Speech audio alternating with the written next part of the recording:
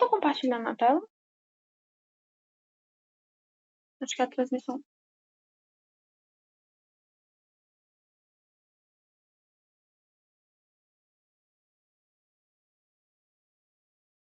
Ah, não, aqui.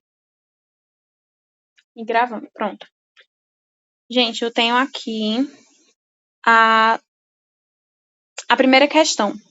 As 3 primeiras questões, elas falam basicamente sobre a contração, sobre contração muscular. Então, se você pegou os conceitos básicos de contração muscular, seja nas aulas de Patrick, seja nas revisões que eu dei. Eu não tô transmitindo, né? Eu não entendi por que não tá transmitindo.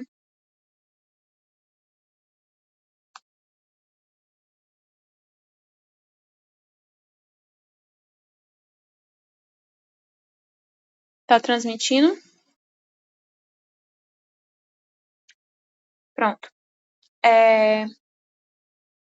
As 3 primeiras questões, elas falam sobre contração muscular. Então, se você entendeu contração muscular, seja nas aulas de Patrick, seja nas aulas que eu liberei no YouTube,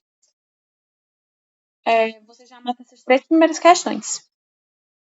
Uma sobre função do cálcio, uma sobre função do ATP e a outra sobre a contração muscular em si. Pronto. Então, se você souber essas questões, a terceira, se você também souber um pouquinho sobre sistema nervoso, você já mata essas questões. Aí a gente tem aqui, na primeira questão. A contração muscular é um processo altamente coordenado que envolve interações bioquímicas. Durante o processo de contração muscular, há interações complexas entre proteínas e íons, que resultam na movimentação das fibras. Marque a alternativa correta. A alternativa correta, letra C, o cálcio liberado pelo retículo sarcoplasmático, que é o retículo endoplasmático da célula muscular, se liga na troponina, permitindo interação entre a axina e a miosina. Eu tinha comentado com vocês, quando acontece um potencial de ação, a membrana do retículo muda, o cálcio é liberado. Tem aqui. O cálcio é liberado pelo retículo sarcoplasmático, e aí ele encontra que eu tinha comentado, a paixão dele, a troponina. E aí ele vai e se liga com ela.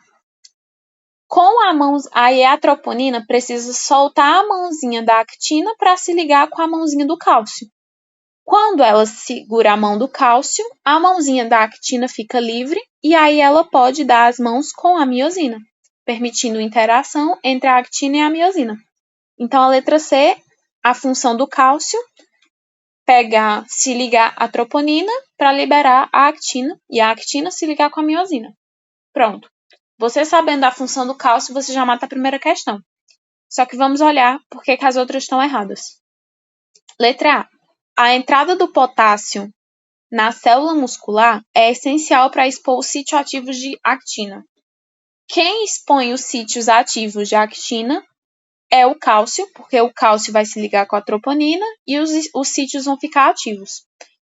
Mas a entrada do potássio não tem nada a ver com isso. Primeiro que, quando a gente estuda potencial de ação, quem entra dentro da célula na contração é o sódio. Então, a entrada do potássio não tem nada a ver. Se o potássio entrasse na célula agora, a célula estaria relaxando e os sítios de actina ficariam inativos. Então, essa daí tá errada, porque tá tudo errado dentro dela. Aí a letra B. O encurtamento do sarcômero. O que é o sarcômero? O sarcômero é aquela areazinha que tem todas as miosinas no meio e todas as actinas na ponta. O encurtamento do sarcômero ocorre pela atração das cabeças de actina sobre a miosina. Quem tem cabeça é a miosina. A actina tem aquele aramezinho farpado, que é aqui a actina, o aramezinho farpado, que é a tropomiosina, que tem troponina. Quem tem cabeça é a miosina. que vai usar essas cabecinhas para deslizar com a actina. Então, cabeça de actina aqui, erradíssimo. A letra D. O ATP serve como estabilizador energético sem atuação direta na contração. Não é estabilizador energético, é a energia. Então, não tem negócio de estabilizador. O ATP é a própria energia, ele é o protagonista. E sem atuação direta na contração, ele atua diretamente na contração, tanto fazendo a miosina e a actina se deslizarem, quanto no relaxamento, fazendo o cálcio voltar para dentro do retículo. Então, essa daqui é completamente errada também. E letra E, o sódio é o principal elemento que promove a contração ao se ligar com a miosina. É o sódio que se liga com a miosina, gente? É a actina. Então, essa daqui ela já está errada daqui. E aí temos aqui a letra C, resposta correta. Aí, a segunda questão. Se você souber a função do cálcio, você mata a primeira. Se você souber a função do ATP, você mata a segunda. ATP é uma molécula essencial para o funcionamento muscular. Sobre a atuação na contração, assinale a alternativa incorreta. Incorreta. Ela está perguntando qual é a que está escrito errado. Então, tem aqui. Letra A. Atua na quebra da ligação entre a actina e a miosina, possibilitando um novo ciclo. Tá certíssimo. É necessário para a ativação da bomba de cálcio no retículo sarcoplasmático? Sim. Inclusive, bomba que só é ativada quando o cálcio vai voltar. Porque o cálcio, ele é liberado na contração muscular, ele sai do retículo, aqui tem a membrana do retículo. Ele sai do retículo por difusão simples. Difusão simples, aquela que não gasta energia. Por quê? Porque a membrana tem um potencial de ação, então ela está diferente. Lembram que eu falei que quando a membrana está... quando acontece um potencial de ação, a permeabilidade dela muda. Então, aí o cálcio pode sair à vontade. Só que quando o potencial de ação vai embora, a membrana volta ao normal. E aí o cálcio não pode voltar que nem ele saiu. Ele vai precisar daquela bomba. O que é a bomba? A proteína. Bomba de sódio e potássio é aquela proteína que faz o sódio entrar e o potássio sair. Bomba de cálcio é a proteína que faz o cálcio entrar. E ela só é ativada na volta, porque na ida, como eu tinha dito, a membrana estava diferente e o cálcio conseguiu sair normalmente. Na volta, precisou da proteína.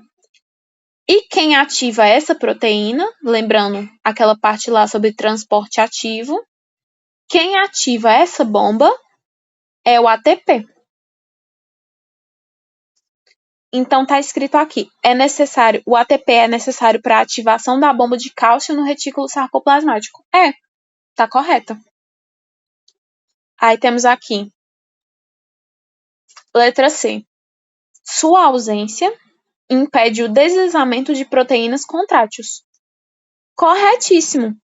Uma coisa que acontece quando a gente mata o boi, isso os nutricionistas vão estudar.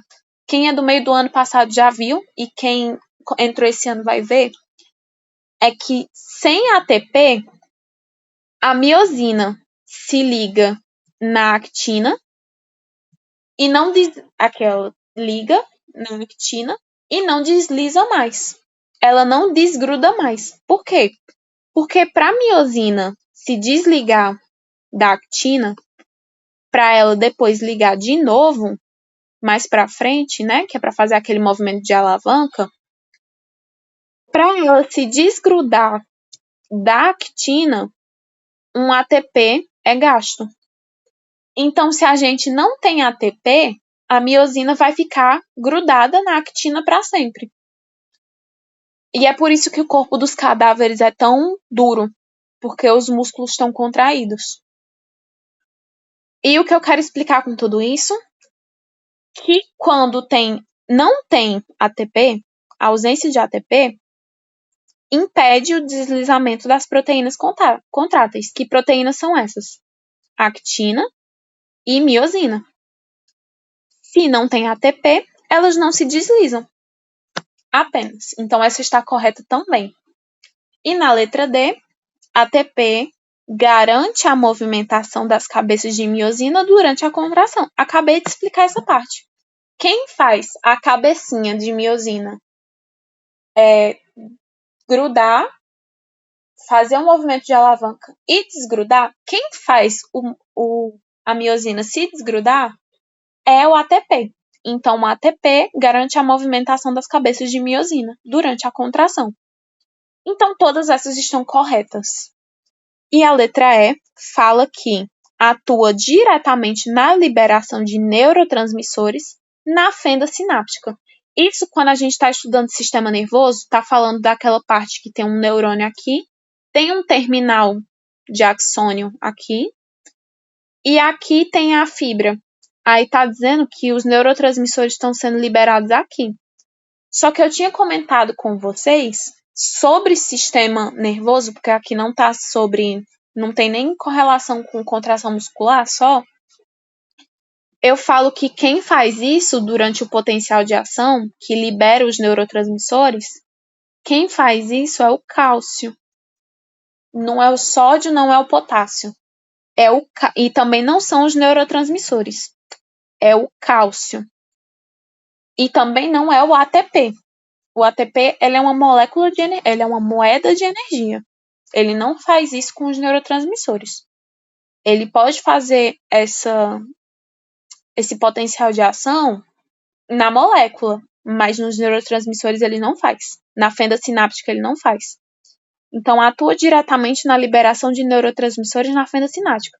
Quem faz isso é o cálcio.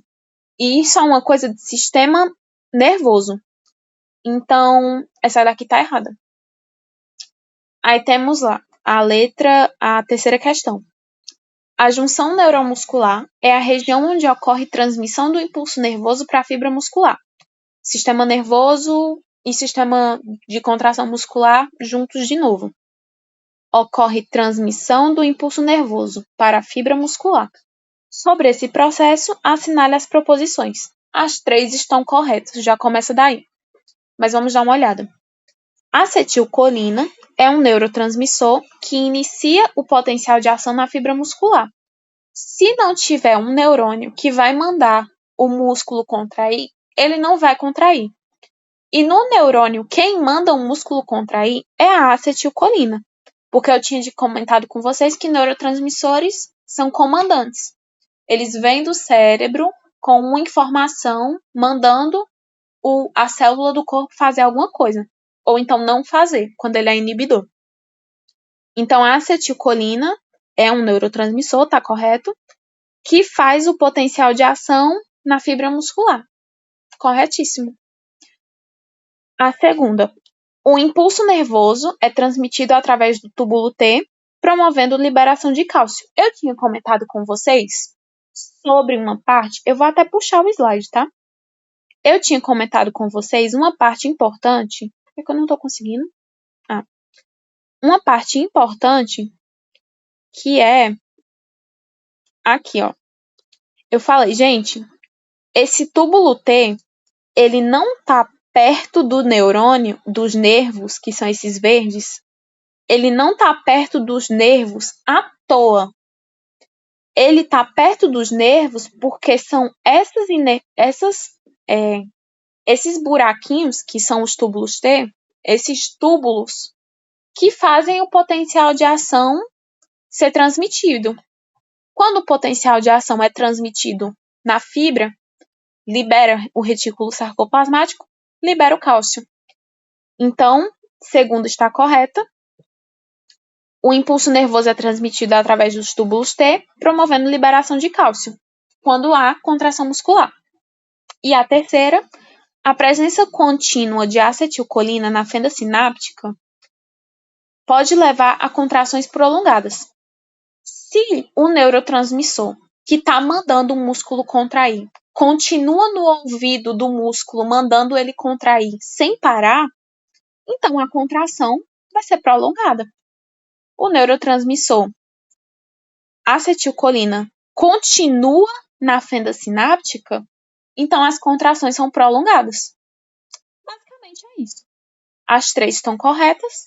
Terceira questão, letra D. E aí já entramos diretamente. Essa terceira também falou muito sobre sistema nervoso e sinapse. Mas a quarta, a quinta e a sexta estão ainda mais relacionadas à sinapse. Aí tem aqui, quarta questão. Os neurônios têm estruturas especializadas para receber e transmitir sinais elétricos. É só isso que eles fazem. Sobre a organização, marque a alternativa correta. Aí aqui é simples. Lembra daquele desenho que Patrick fez? Tem o núcleo, o corpo celular.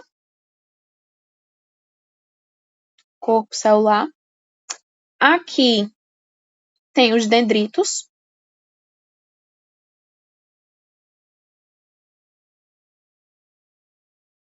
Aqui tem um axônio. Ixi.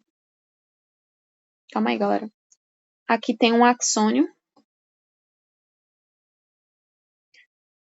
Desse axônio tem umas boiazinhas chamadas bainhas de mielina. Eu vou só botar o B e o M. E no final do axônio tem as terminações. Ficou um desenho bem xoxo, mas tem as terminações do axônio. Aí temos aqui. E aqui, né? Aqui, que tem um formatozinho de cone. Entre o corpo celular e o axônio, é um cone. Anota. É só lembrar do axônio, axonal. Cone, axonal. Aí vamos lá. Se você lembrou desse desenho, esse desenho bem mal feito, espero que na prova vocês façam mais bonitinho. Temos lá a correta. O corpo celular contém organelas que sustentam o metabolismo do neurônio. Se a gente tem um núcleo bem aqui, aí a gente pensa, o que é que normalmente tem numa célula? Tem umas mitocondrinhas, tem um retículo, tem tudo que tem numa célula normal. E se o núcleo não cabe aqui no axônio, não cabe aqui nas terminações, não cabe aqui nos dendritos, tá aqui. E se tá aqui no meio, o metabolismo tá ali mesmo. Então, o corpo celular contém organelas que sustentam o metabolismo do neurônio. O corpo celular é a célula, é o ponto de controle do neurônio. É só você pensar que tem aquela célula normal que a gente vive desenhando, só que a gente colocou um rabinho nela. Aqui é um espermatozoide. E os dendritos nela. Então, é aqui que acontece a metabolização os processos metabólicos do neurônio, no corpo celular. Aí as que estão erradas. A letra A. Baía de mielina atua como transmissora de impulsos nervosos em diferentes neurônios. Ela não é transmissora. Eu falei isso para a galera da noite, eu vou repetir. A baía de mielina, ela funciona como fita isolante. A gente não põe fita isolante onde a gente não quer que aconteça, onde a gente não quer que a energia encoste. Na sinapse, a energia corre assim, ó. Daqui do dendrito, vem, pula. Ela pula direto a bainha de mielina. Então, se a bainha de mielina não transmite o impulso nervoso, a letra A está errada. O axônio recebe estímulos, a letra B. O axônio recebe estímulos enquanto os dendritos transmitem. Não. A gente viu, eu expliquei para vocês viram na aula de Patrick e eu desenhei agora e eu vou repetir de novo. Quem recebe informação que veio de outro neurônio, aqui, o axônio de outro neurônio. Quem recebe informação é o dendrito. Passou pelo dendrito, passou pelo corpo celular, passou por aqui, põe, passou por aqui, é liberado no axônio para outra célula. para outro dendrito que está bem aqui. Então, o axônio recebe estímulos enquanto os dendritos transmitem. É o contrário. Quem recebe é o dendrito e quem transmite é o axônio. Então, a letra B está errada. Letra D. As sinapses ocorrem exclusivamente no corpo celular do neurônio. As sinapses ocorrem exclusivamente no corpo celular. Gente, eu acabei de desenhar. A sinapse ocorre no neurônio inteiro. Então, ela só acontece aqui? Claro que não. Ela acontece no neurônio completo, do dendrito ao axônio. Então, a letra D está errada. A letra E. O cone axônio axonal tem a função de regenerar o impulso nervoso. Se o impulso nervoso tiver fraco, gente, eu não especifiquei isso na aula nem no slide de vocês. Então, atenção. Se o impulso nervoso estiver fraco, ou se o neurônio não estiver sabendo se vai continuar com ele ou não, o cone axonal é quem vai decidir se ele vai continuar ou não. Então, se ele regenera o impulso nervoso. Não. Se o impulso estiver fraco, ele vai parar aqui e vai acabar. Se ele for forte, ele vai passar pela bainha e vai seguir em frente. O desenho está completamente desorganizado, mas eu acho que deu para vocês entenderem. Ele vai vir e se ele for fraco, ele vai parar aqui no cone. Se ele for forte, ele vai passar pelo cone e vai continuar. Então, tem a função de regenerar o impulso? Não.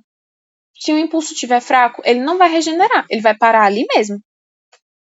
Então, letra E está errada, por quê? Porque ninguém tem... Quem tem essa habilidade de regenerar um impulso nervoso são os neurotransmissores. Se o neurotransmissor for excitatório, tipo, ele tá mandando que outras células continuem trabalhando, continuem aquele impulso, aí ele regenera. Mas o cone axonal não faz isso. Aqui temos a primeira parte. Aí, partindo aqui para a quinta. A quinta e a sexta ainda sobre neurotransmissores e sinapse. A quinta questão. As sinapses químicas são fundamentais para a transmissão de informações do neurônio? Sim. A sinapse ela é nada mais, nada menos do que a transmissão de uma informação. Sobre esse processo, marque a alternativa correta. Aí a correta é: a resposta da célula pós-sináptica depende dos receptores ativados nos neurotransmissores. Eu acabei de falar isso. Temos aqui um neurônio, axônio, dendrito. Tínhamos aqui um neurônio, axônio, corpo celular, dendrito. E temos aqui outro axônio, dendrito, corpo celular. Eu vou botar só esses dois para ficar mais fácil. Esse daqui, vamos supor que o impulso está vindo daqui, passou por aqui, passou por aqui, passou por aqui, entrou no outro, passou. Se esse daqui, mandou impulso para esse daqui, então esse aqui é o pré-sináptico e esse daqui é o pós-sináptico. A sinapse aconteceu bem aqui. Aí temos aqui. A resposta da célula pós-sináptica depende dos receptores ativados pelos neurotransmissores. Eu falei para vocês e vou repetir. O neurotransmissor é o comandante. Ele manda a célula fazer alguma coisa. Então, se um neurotransmissor é excitatório, ele manda a célula fazer alguma coisa. Se ele for inibidor, ele manda a célula não fazer alguma coisa. Ele para. Então, se o neurotransmissor que passou aqui, vamos supor, o neurotransmissor amarelo, ele é excitatório.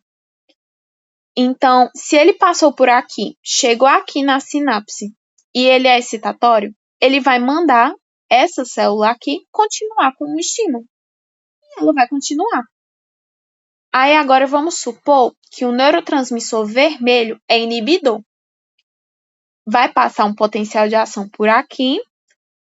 E ele é um neurotransmissor inibidor. Então, ele vai mandar, aqui vai ser liberado neurotransmissores inibidores, que vão mandar essa célula parar. Essa célula aqui vai receber o serviço e o potencial de ação dela vai parar aqui. Acabou. O potencial de ação acabou. Porque o neuroreceptor... Vale, meu Deus. O potencial de ação vai acabar aqui. Porque o neurotransmissor mandou ela parar. É um neurotransmissor inibidor, mandou ela parar. É um neurotransmissor excitatório, vai mandar ela continuar. Então, o que acontece na resposta da célula pós-sináptica, a que recebeu os neurotransmissores, vai depender do receptor ativado pelos neurotransmissores. Vai depender do neurotransmissor que foi parar ali. Entenderam? Então, a letra D está correta por isso.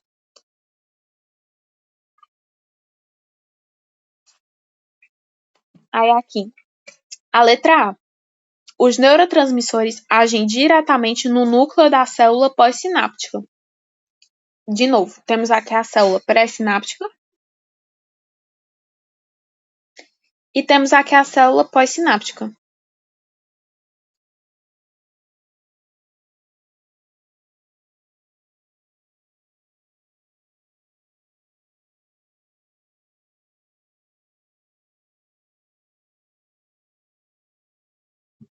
Os neurotransmissores agem diretamente no núcleo. O núcleo da célula pós-sináptica é esse daqui. Os neurotransmissores que são liberados aqui no axônio, eles agem diretamente no núcleo? Não, eles agem nesses dendritos aqui. Os neurotransmissores vão chegar aqui e ser absorvidos pelo dendrito. Então, ele não age no núcleo, ele age nos dendritos. Eu até anotei aqui em cima. A fenda sináptica permite o contato físico entre os neurônios. Vocês viram isso? Aqui é um axônio no microscópio e aqui é um dendrito. Eles estão se encostando? Não. Aqui tem a fenda sináptica, um espaço gigantesco em que eles não estão se encostando.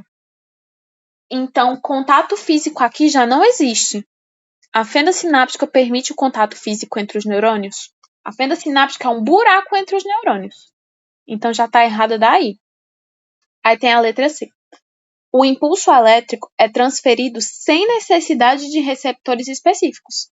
Não, ele precisa de receptores. Que receptores são esses?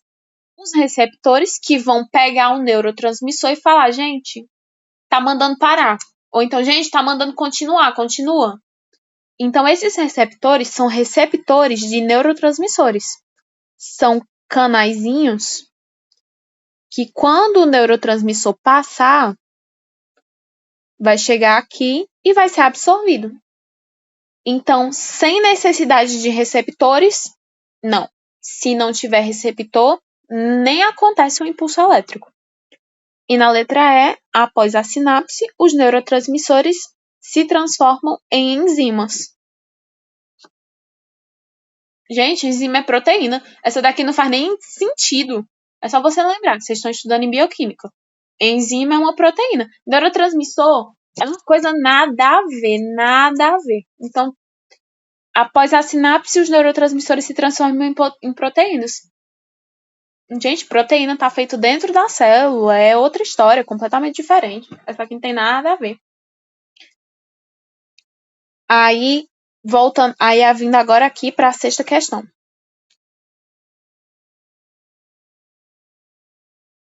A acetilcolina, lembra lá, a acetilcolina, ela é excitatória. Excitatória do quê?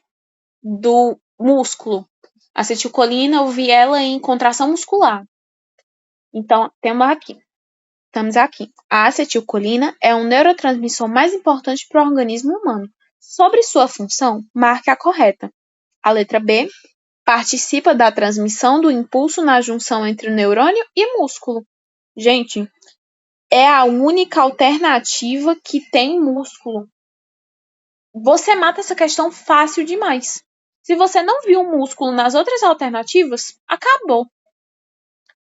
Aí tem aqui, letra A, estimula exclusivamente respostas inibitórias. Respostas inibitórias. A acetilcolina é inibidor ou excitador? Excitador. Então, ela não tem resposta inibitória. No sistema nervoso periférico. Nada a ver. Letra C. Atua apenas em sinapses cerebrais ligadas à memória.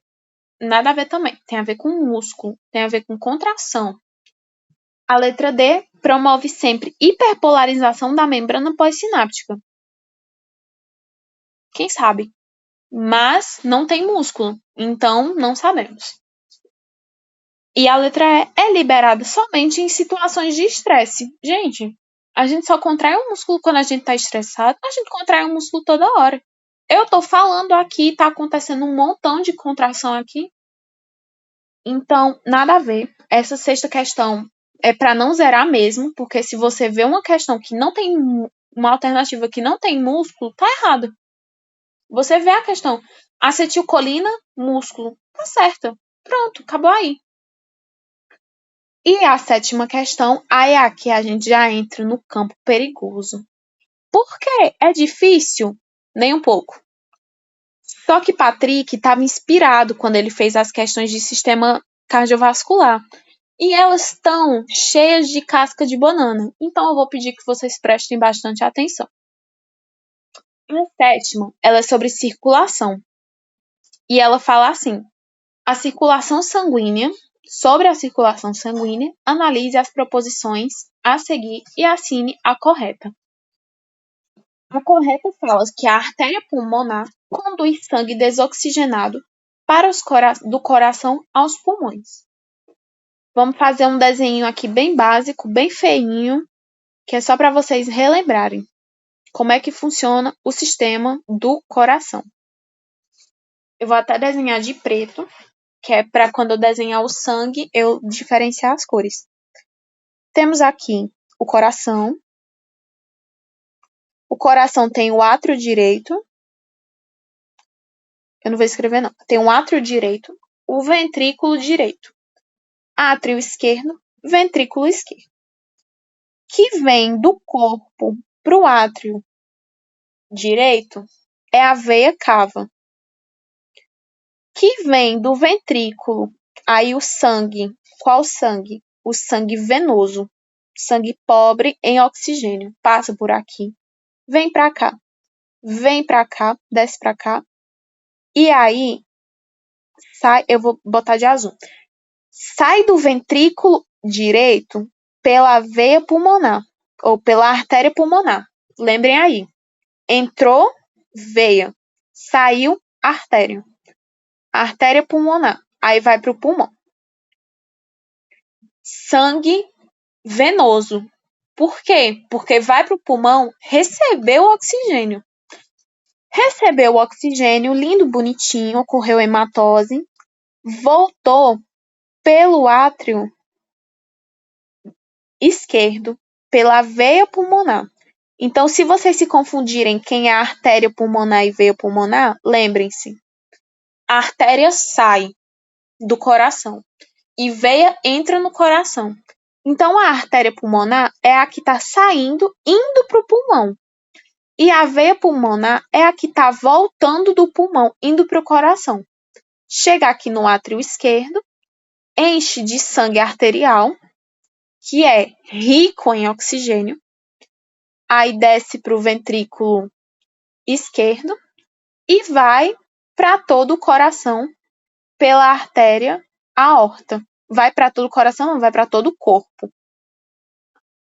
E aqui é o ciclo, né? Passa por aqui, passa pelos capilares, é metabolizado, vira sangue venoso de novo, porque o corpo pegou todo o oxigênio e liberou todo o gás carbônico para eles descartarem, para o sangue descartar. Virou venoso de novo, voltou para cá. Ciclo completo. Aí temos aqui A sétima, a artéria pulmonar, essa daqui, conduz sangue desoxigenado do coração para os pulmões. Foi exatamente isso que eu acabei de dizer. Então, essa daqui é a certa. Aí, as erradas. O sangue rico em oxigênio chega ao átrio direito vindo dos pulmões. Eu falei para vocês 1 milhão de vezes naquela aula que eu postei que o sangue pobre em oxigênio sempre está do lado direito e o sangue rico em oxigênio sempre está do lado esquerdo. Se não tiver assim, vocês cuidem do paciente que tem alguma coisa muito errada. Então temos aqui: o sangue rico em oxigênio chega no átrio direito. Direito, oxigênio muito, tá errado. E ainda mais vindo dos pulmões. Tá incrivelmente errada essa daí. Porque se chegou no átrio direito, vai para os pulmões. Ainda vai para o ventrículo para ir para os pulmões. Aí, letra B.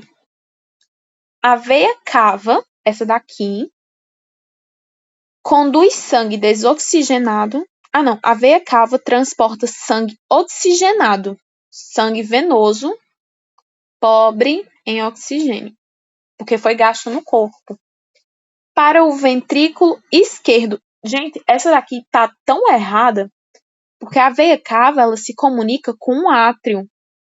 E aqui tá falando de ventrículo e ainda tá falando do ventrículo esquerdo. Eu comentei com vocês e eu quero que vocês prestem muita atenção nessa parte. Átrio só se comunica com o ventrículo dele. Então, o átrio direito jamais vai se comunicar com o ventrículo esquerdo. Ele só vai se comunicar com o ventrículo dele. O átrio esquerdo também nunca vai entrar em contato com o átrio esquerdo nunca vai entrar em contato com o ventrículo direito.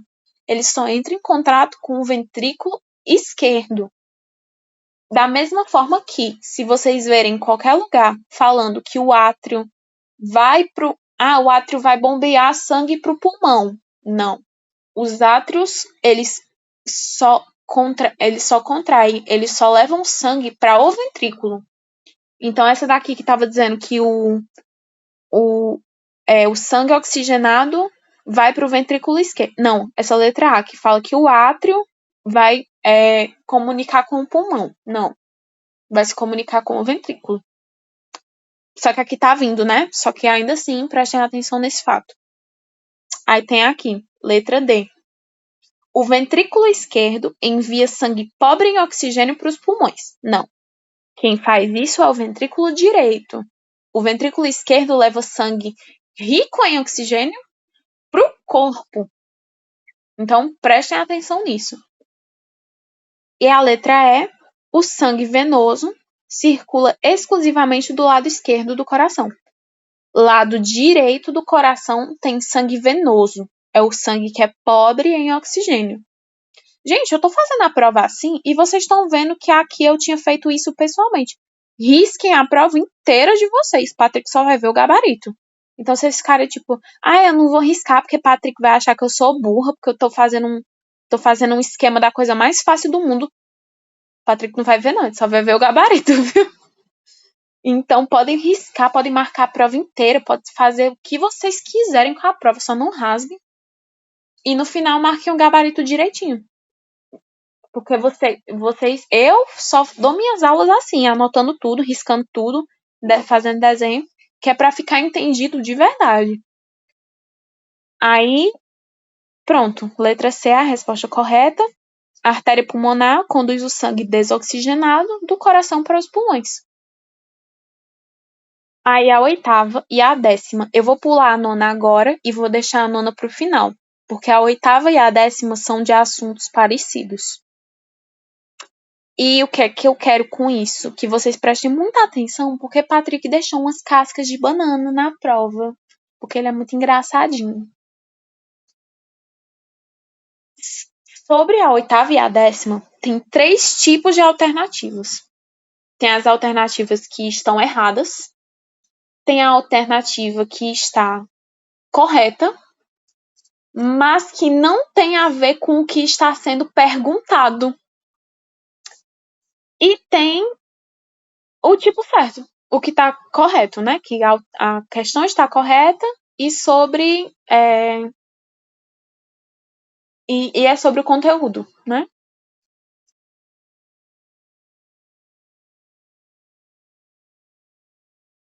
Ai, não, gente. Perdão. Mil perdões. Confundi vocês com a noite. Os conteúdos da manhã e da noite estão diferentes. Na oitava, na nona e na décima. A oitava e a nona, mas prestem atenção nisso também, tá? Minhas dicas não são todas inúteis.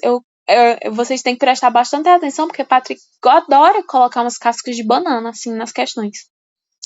Então, temos aqui a oitava questão, que ela fala sobre. Essas últimas questões são sobre pressão arterial.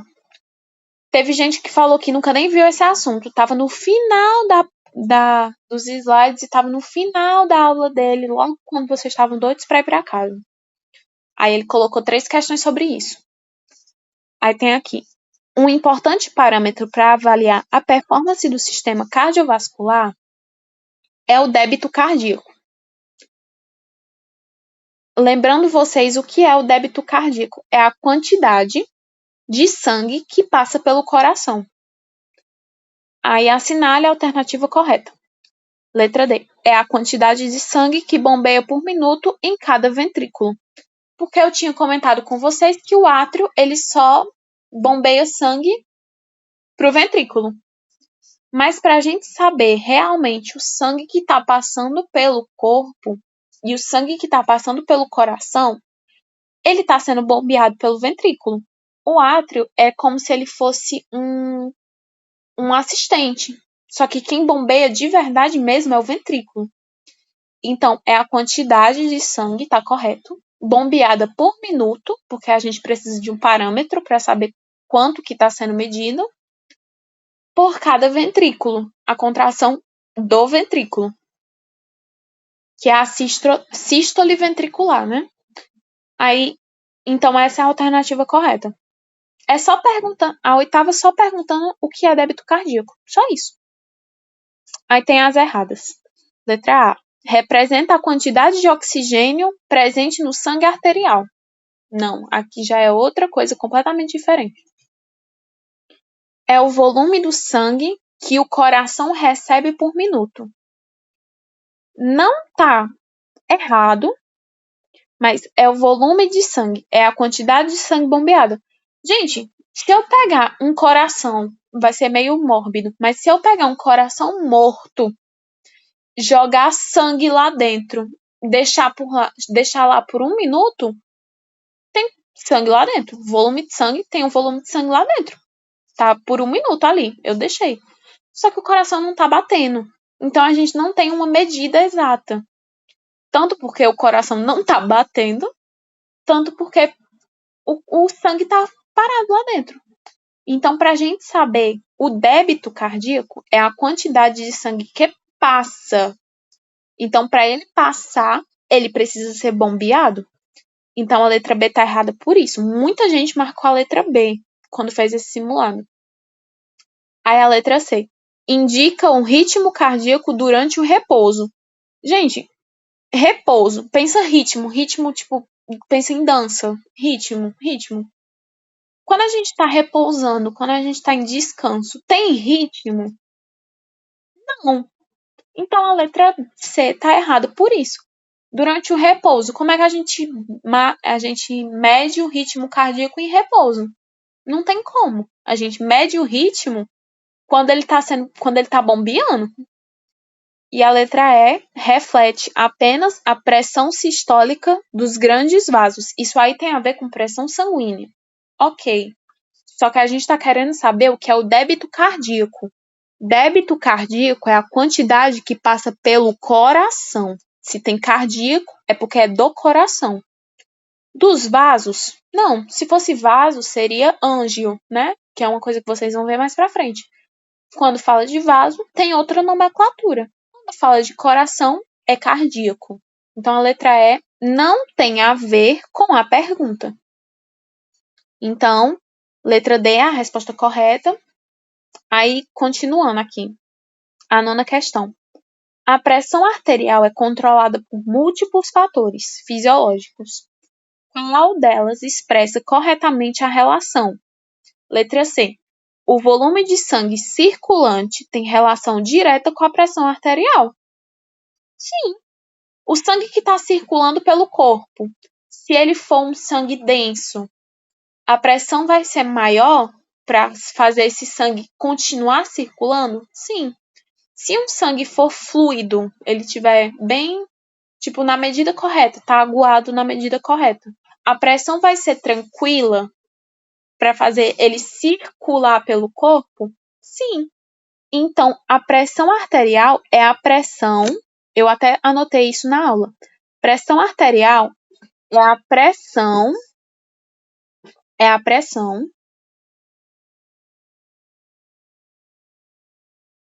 não, é a pressão não, é a força que os vasos fazem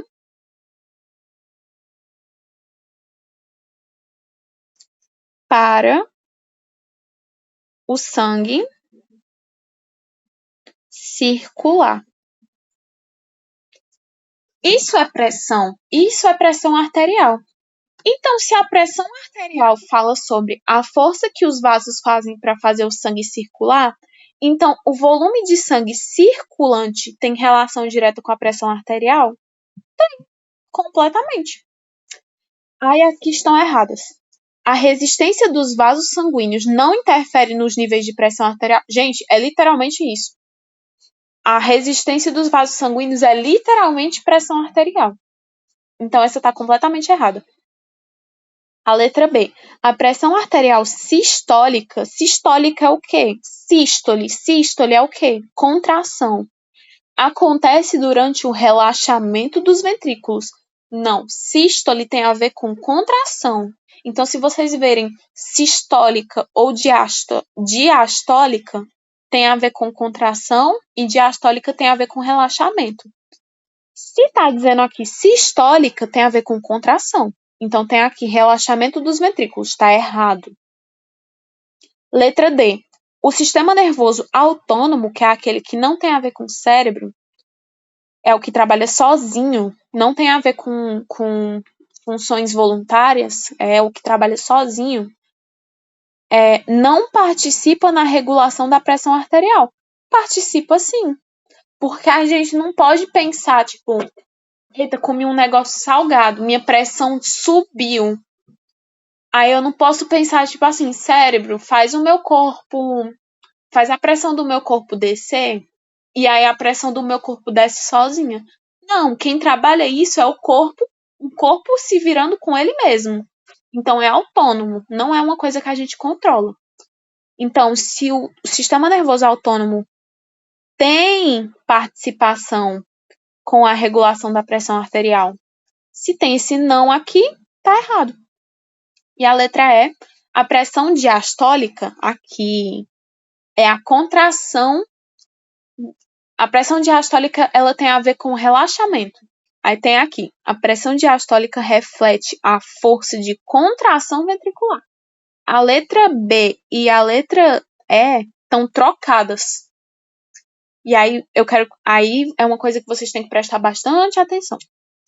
E a última, a décima, os vasos sanguíneos possuem estruturas distintas, capazes de realizar funções específicas. Em relação às arteríolas, marque a alternativa correta. Gente, quando a gente está falando de vasos, a gente tem.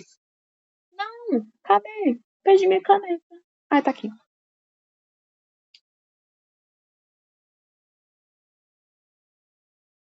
A gente tem aqui, tá?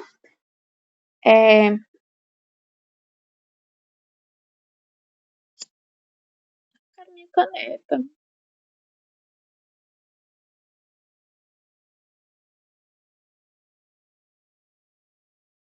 Pronto. A gente tem aqui as artérias, que são as que estão saindo do coração. Eu sei, eu já tô na décima, já tô acabando. A gente tem aqui as artérias, que são as que estão saindo do coração. Temos aqui as arteríolas, que são um pouquinho menores, mas que se conectam direto com as artérias.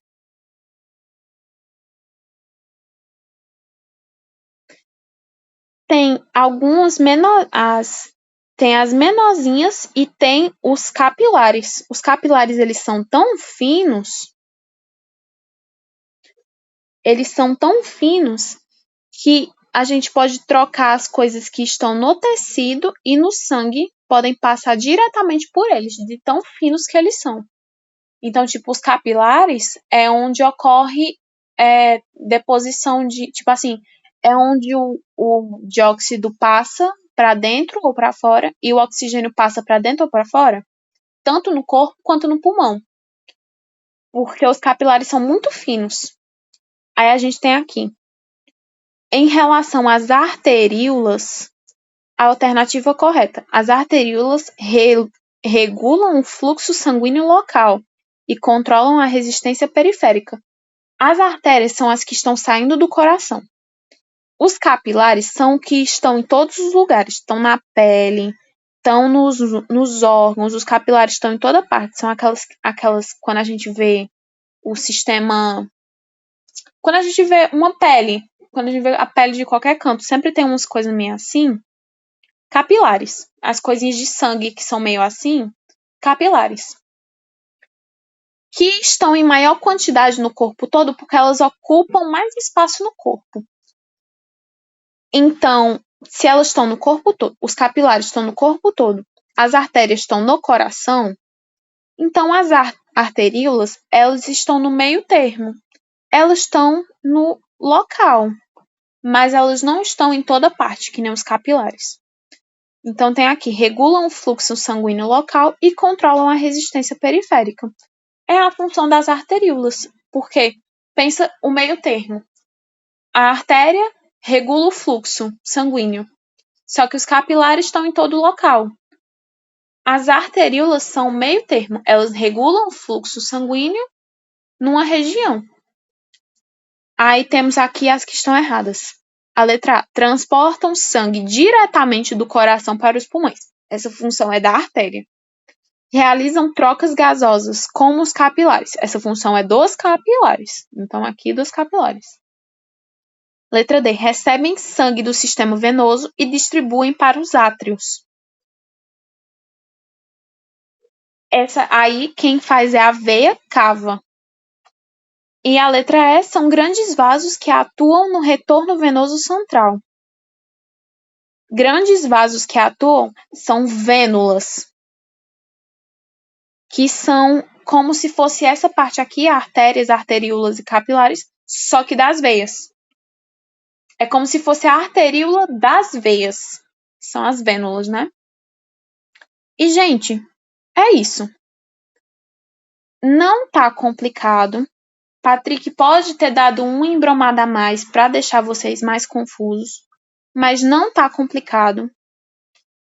Então, assim, eu falo que não tá complicado, mas qualquer dúvida que vocês tiverem, vocês podem me perguntar. E o momento de perguntar, eu ia dizer que é agora, mas não é agora, porque eu vou estar